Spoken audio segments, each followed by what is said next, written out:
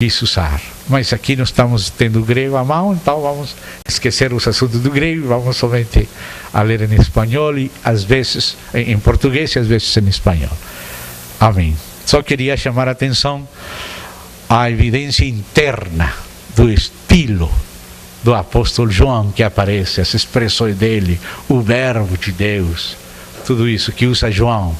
Ele viu essa palavra, o verbo, escrita nos muslos daquele que montava aquele cavalo branco, e depois usou aquela palavra, sua epístola, primeira, e no evangelho dele. Amém? Vamos saltar algumas coisas, mas quero chamar a atenção uma palavra que aqui diz: notificou a seu servo João. A palavra notificou é uma tradução, a palavra no grego tem que ver aqui onde fala o verso 1, e que ele enviou por intermédio do seu anjo, notificou a seu servo João. A minha tradução fala declarou, outras traduções falam mostrou, mas a palavra no grego é uma palavra esemanem. E a palavra esemanem tem aquela raiz de semaion, ou semeion, de onde vêm as palavras semântica, ou a palavra semiótica, que implica sinais, símbolos. Ou seja, que quando fala que notificou, mostrou através de símbolos, através de sinais, señalizou, simbolizou, significou, de significado. Então, desde o próprio começo, já Deus está falando, já João está falando, que Deus vai falar com imagens, com figuras, com sinais, porque Deus conhece que uma imagem fala muito melhor que muitas palavras, não? Ele mostra uma imagem, mostra uma mulher grávida, com dores para dar à luz, uma grande sinal, dá um menino. Em poucos versos fala tanta coisa. Mostra outra sinal, um dragão com cabeças, com chifres, e assim com sinais, cavalos e outras coisas, figuras, ele explica melhor. Então, aqui já João disse que ele vai falar com sinais, com figuras, com imagens. As traduções, tanto em espanhol como em português, não são tão claras, mas no grego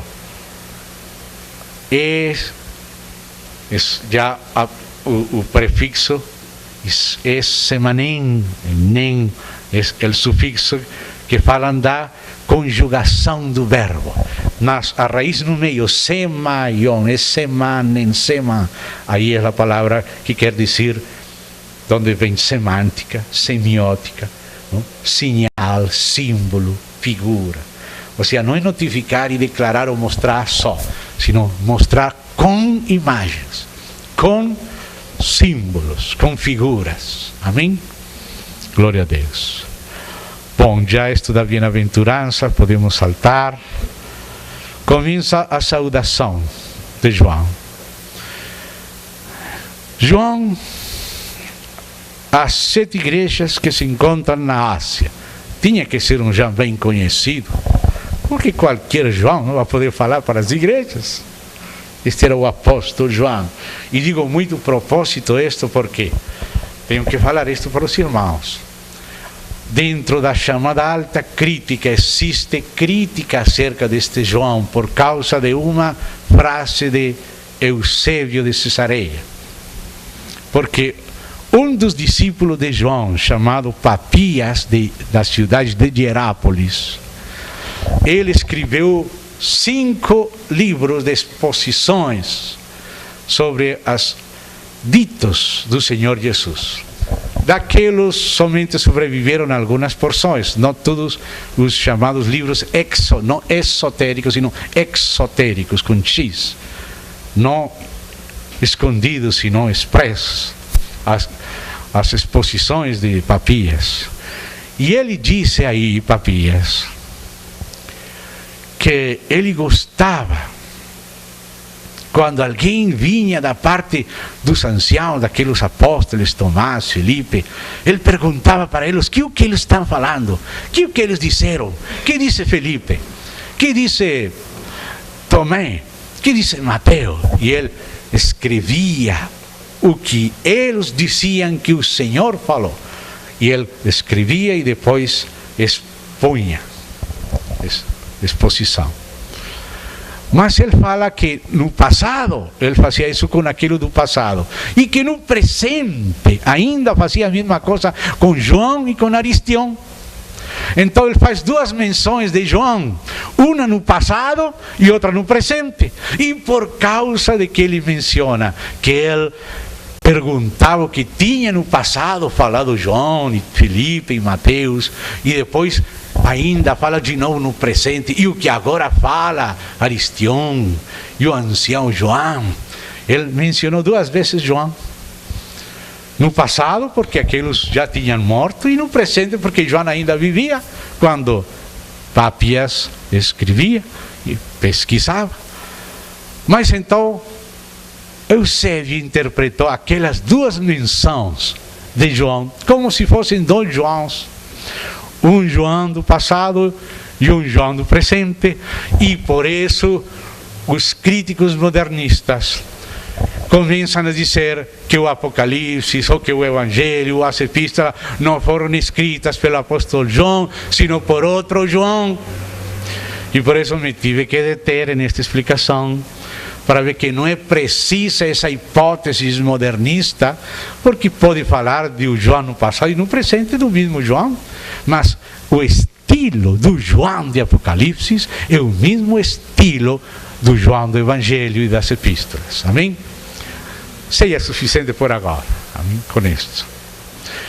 Tem testemunho de pessoas que conheceram a Policarpo, a Papias, como Ireneu, como Justino Mártir e como outros escritores antigos, que dão testemunho que o escritor de este Apocalipse é o apóstolo João, um dos 12 discípulos do Senhor Jesus. Seja suficiente. João, este é João do verso 4. As 7 igrejas que se encontram na Ásia. Se encontram na Ásia. Esse é o histórico. Graça e paz. Aleluia. Assim começa no apóstolo. Assim começa Paulo. Assim começa Pedro. Também João. Graça e paz a vosotros da parte de aquele que é, que era e que há de vir. E da parte dos 7 espíritos que se acham diante do seu trono. Está descrevendo a visão que ele já tinha visto. Ele vai escrever depois, mas ele primeiro viu. Então, baseado no que ele viu, que depois vai escrever, ele recebeu da parte de Deus. Moisés também viu isto. Moisés também foi chamado, e ele viu, e ele recebeu uma ordem. E a ordem que recebeu Moisés era que ele tinha que fazer na terra um modelo daquilo que ele viu no céu. Então, Moisés fez uma arca,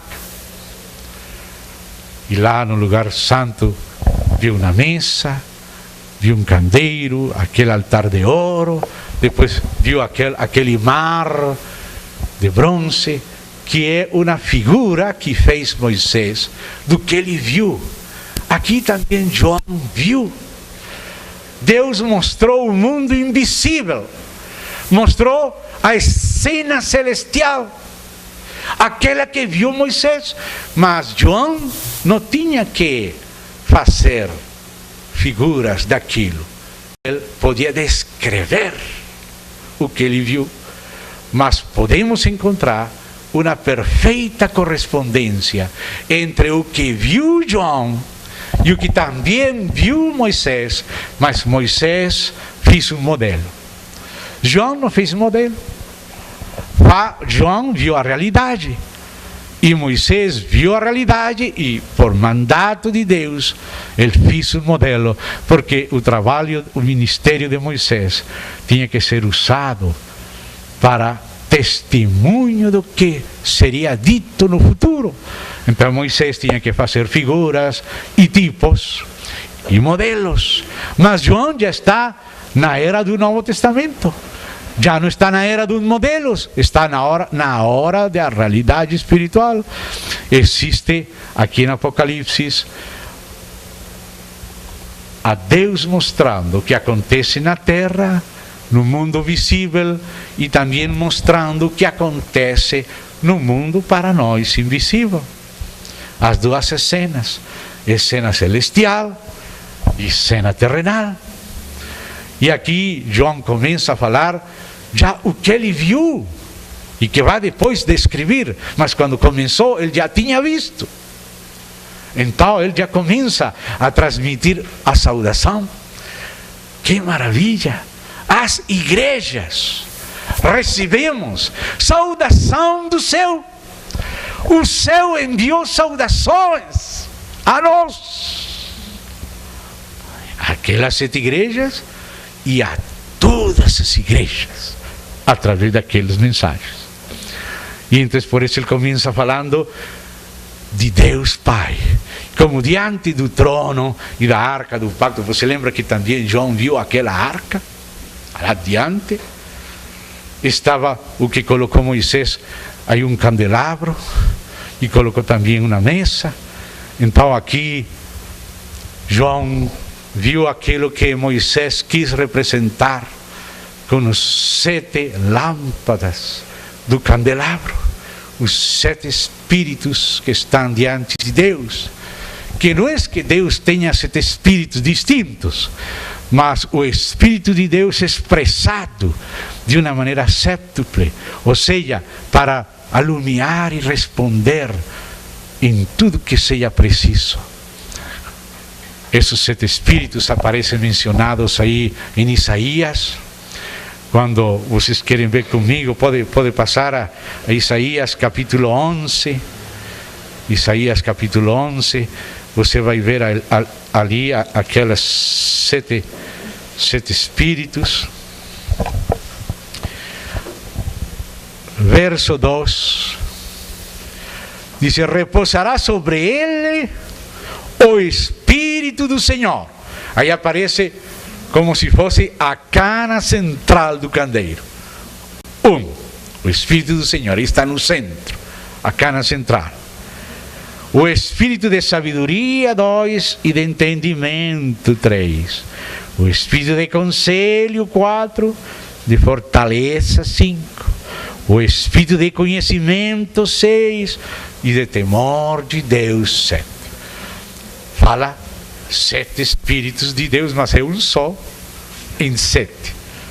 O mesmo azeite que estava na lâmpada 1, estava na 2, na 3, na 4, na 5, na 6, na 7. Mas cada um estava num canto, num lugar especial, mostrando como o Espírito de Deus contém também a plenitude de Deus, de Cristo, para alumiar em tudo que seja preciso. 7 lâmpadas, plenitude de revelação e de aplicação, porque o Espírito vem nos revelar e aplicar. E o Espírito que tem que alumiar nas lâmpadas dos candeeiros.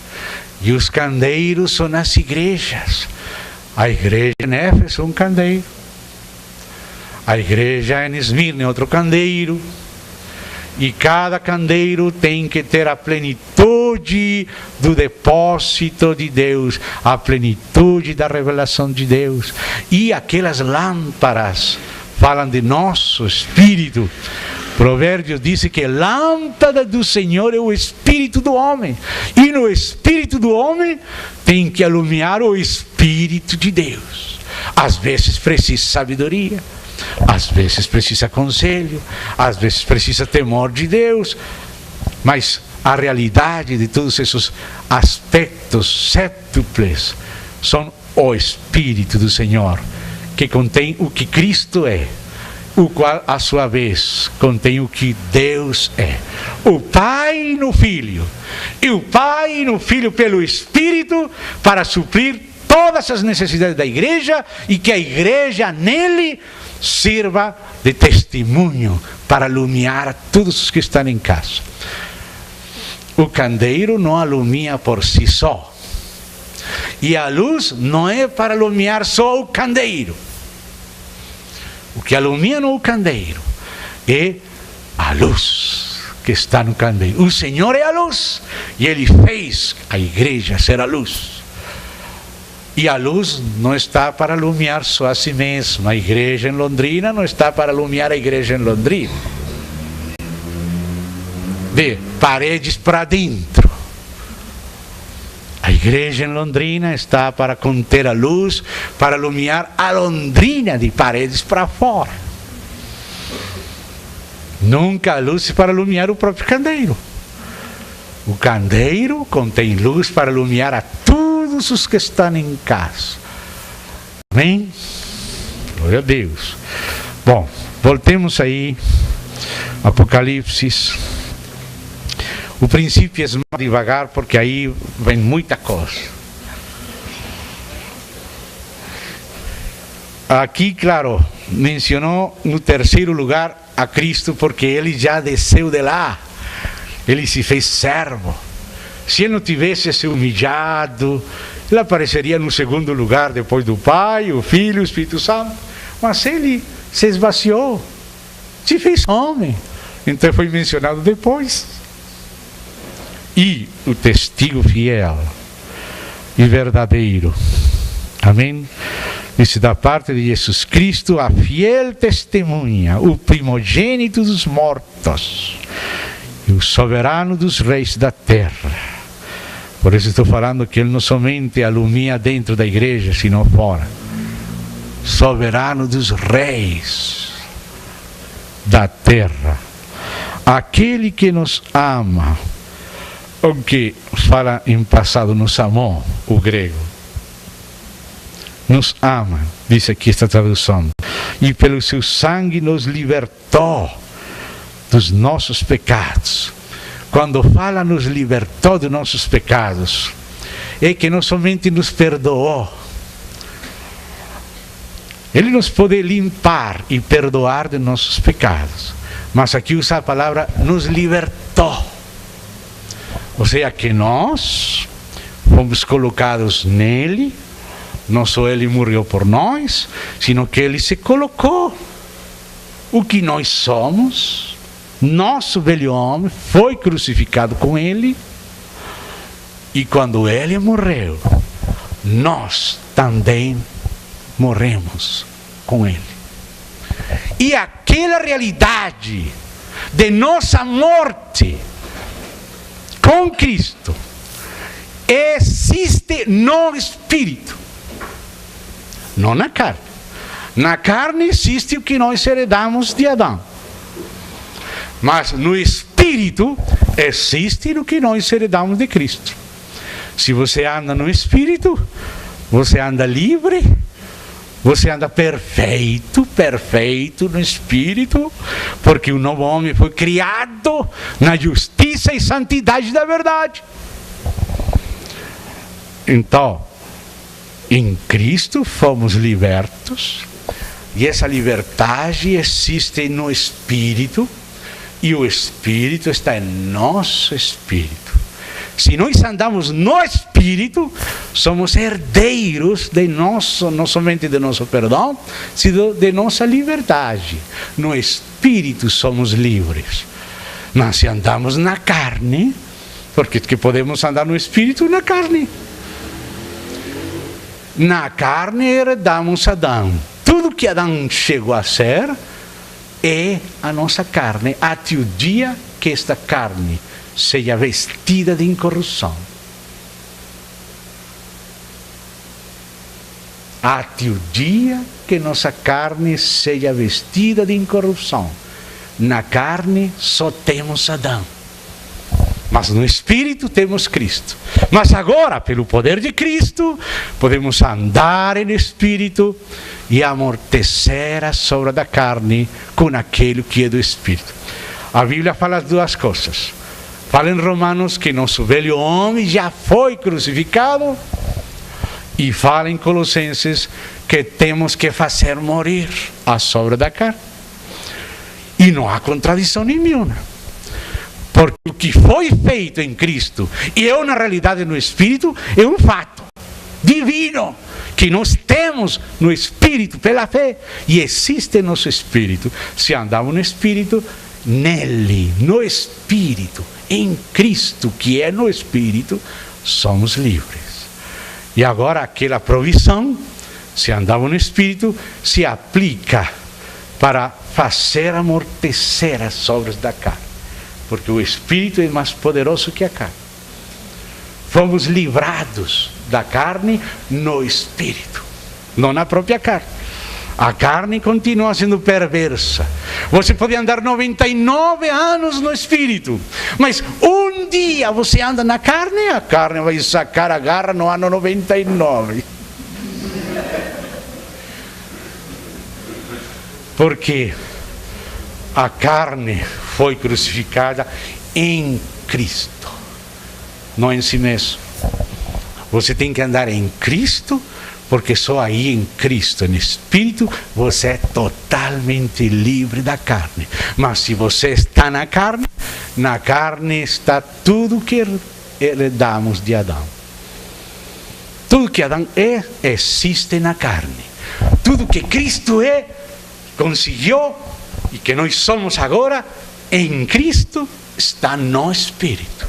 Se andamos no Espírito, desfrutamos não só do perdão, mas da libertação, não só de morrer a nós mesmos, mas ser vivos para Deus em Cristo. Se andamos em Espírito, estamos mortos ao pecado e vivos para Deus em Cristo, não na carne. Se você andar no Espírito, você nunca vai pecar, porque o Espírito não pode pecar. O Espírito de Deus que está em você. Mas se você não anda no Espírito e anda na carne, você vai pecar de novo. E o diabo vai falar, mas você que está falando que você morreu com Cristo, agora está pecando. Não, é verdade, você morreu com Cristo. E isso é realidade. E é realidade em você, se você está em Espírito, na fé.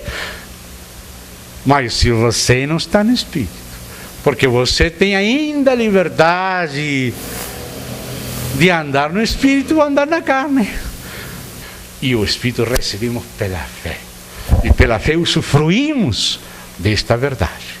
Não só nos perdoou, nos libertou de nossos pecados. Ou seja, perdoar é uma coisa, mas libertar quer dizer que tratou como uma árvore, não somente com os frutos. Se fosse perdoar, é tratamento só com os frutos. Mas quando é libertar, é tratamento com a árvore. A árvore velho, o velho homem, essa árvore, foi crucificado juntamente com Cristo e já está crucificado. E como já está crucificado, por isso podemos fazer morrer na prática a sobra da carne, como manda Colossenses.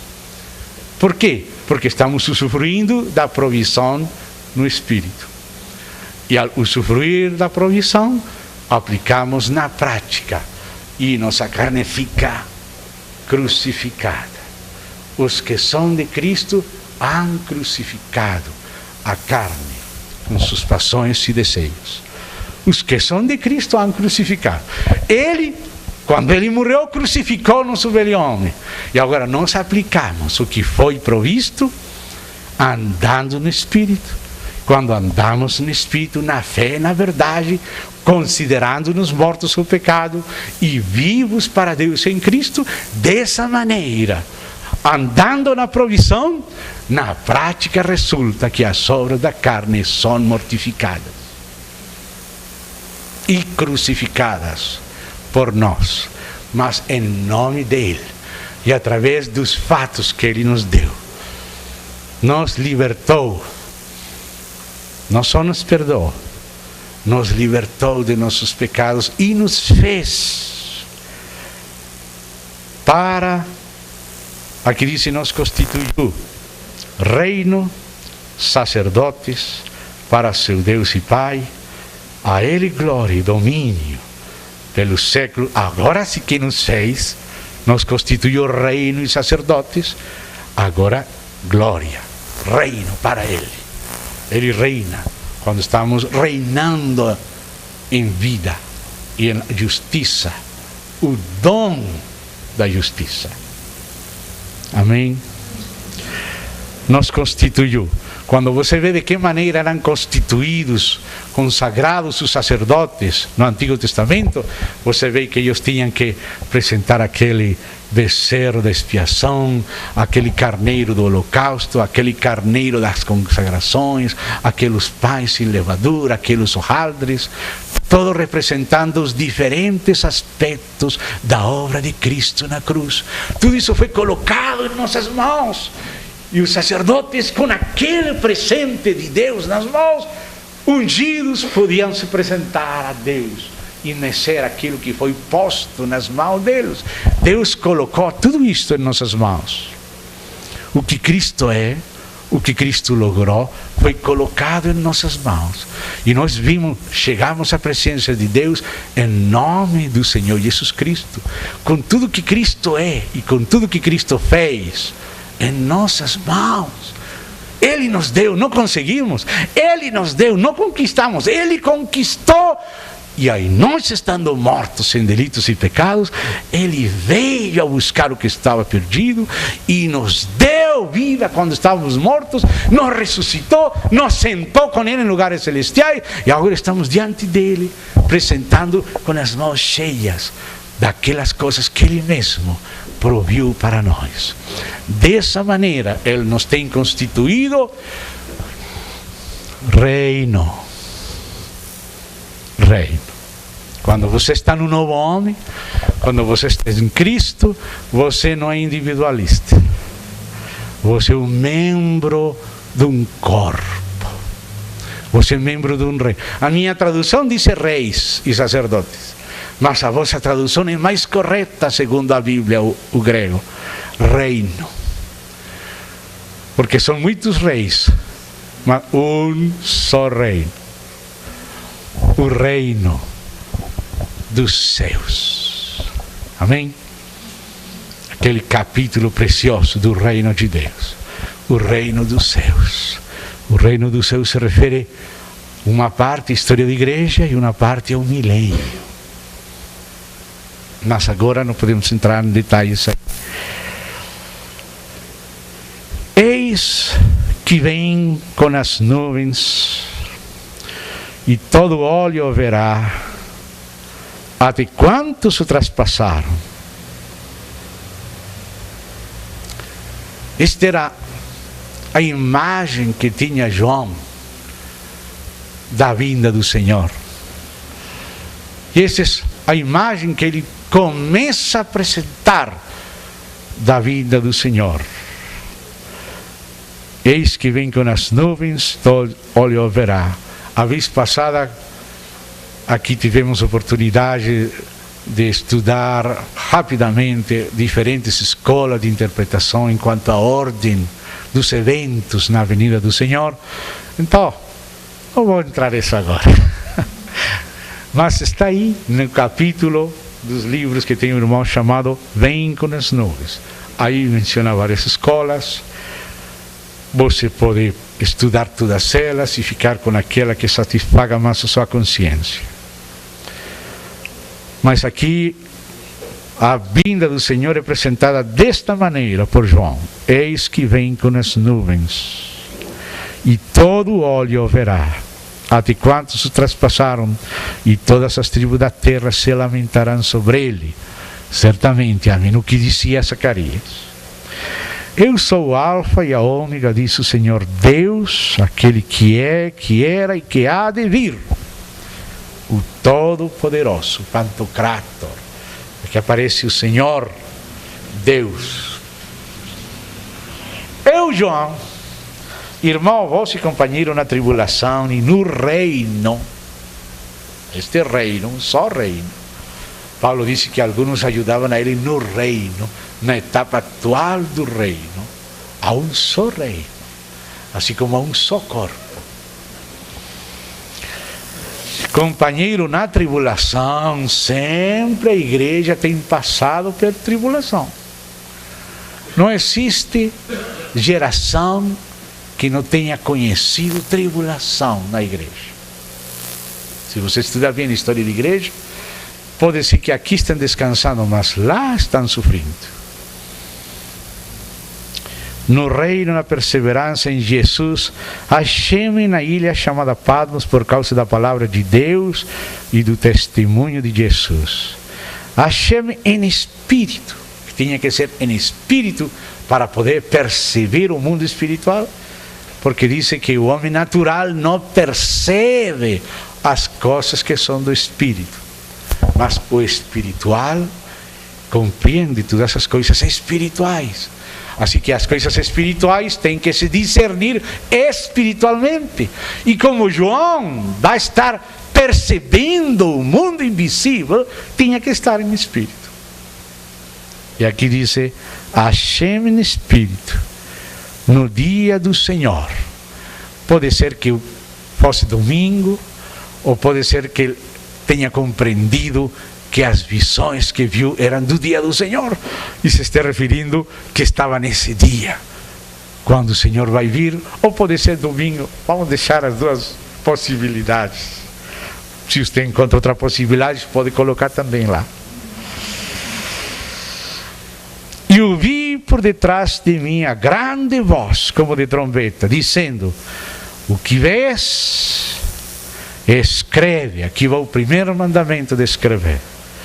Escreve em livro e manda às 7 igrejas: Éfeso, Esmirna, Pérgamo, Tiatira, Sardis, Filadélfia e Laodiceia.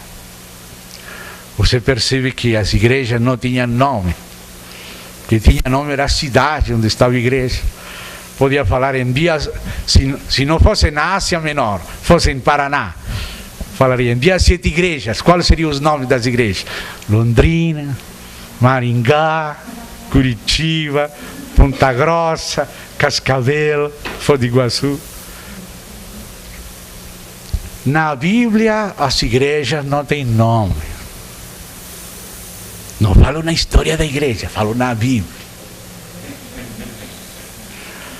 O que tem nome na Bíblia são os lugares. A igreja em Jerusalém, ou em Antioquia, ou em Cencreia, ou em Corinto, ou em Tessalônica, ou em Filipos, ou em Colossas, ou em Éfeso, ou em Esmirna, ou em Pérgamo, ou em Londrina, ou em Cambé, ou em Ponta Grossa, em Maringá, Cruzeiro do Oeste, em Umarama. Porque já desde o começo a falar do mistério das 7 estrelas e dos 7 candeiros. Porque o apóstolo Paulo fala que somos administradores dos mistérios de Deus. O mistério de Deus tem capítulos. Então, o mistério de Deus contém vários mistérios. Então, são chamados os mistérios de Deus. Entre esses, por exemplo, o mistério de Deus Cristo. Deus dando seu Pai a conhecer através do Filho, é o principal. O mistério da vontade de Deus. Fala Efésios. O mistério da economia de Deus, o mistério da piedade, o mistério do Evangelho, o mistério da fé, o mistério de Cristo à igreja, o mistério do matrimônio, grande este mistério. E se tem a igreja universal, tem as igrejas em cada lugar, o mistério dos candeiros. Outro mistério a ser administrado à igreja. Os mistérios do reino dos céus. O mistério da final trompeta, o mistério de Israel. E alguns outros perigosos, hein? Mistério da Babilônia, mistério da iniquidade, Mistério da mulher e da bestia que atrai. A igreja é depositária da administração dos mistérios de Deus. Um desses é o mistério das 7 estrelas e dos 7 candeiros. Cada candeeiro é a igreja do Senhor. Do Senhor. Todos que Ele comprou, salvou, perdoou, regenerou e que são seus filhos e membros do seu corpo. Todos os membros do seu